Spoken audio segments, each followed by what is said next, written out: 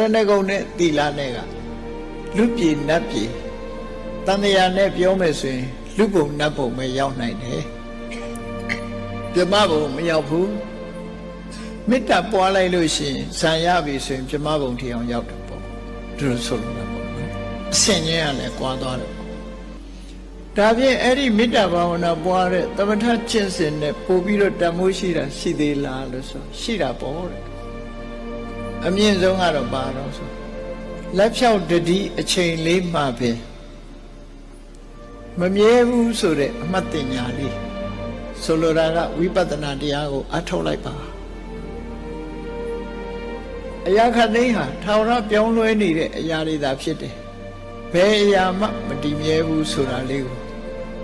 ကိုယ့်ရဲ့ရင်ထဲနှလုံးထဲမှာဆွဲမြဲစွာမှတ်သားပြီးအသိဉာဏ်နဲ့စဉ်းရင်စဉ်းစားပါဝိပဿနာတရားအထောက်ပါလို့ဆို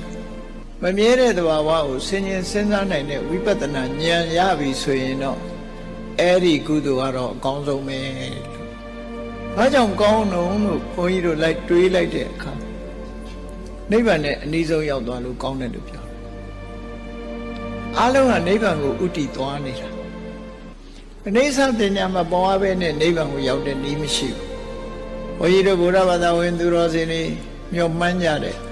နိဗ္ဗာန်ချမ်းသာကိုပို့ဆောင်ပေးနိုင်တဲ့အနိကဆုံး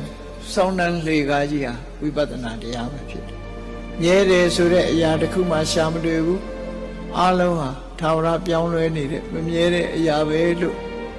ဆင်ញင်သုံးသပ်နိုင်ပြီဆိုလို့ရှိရင်တော့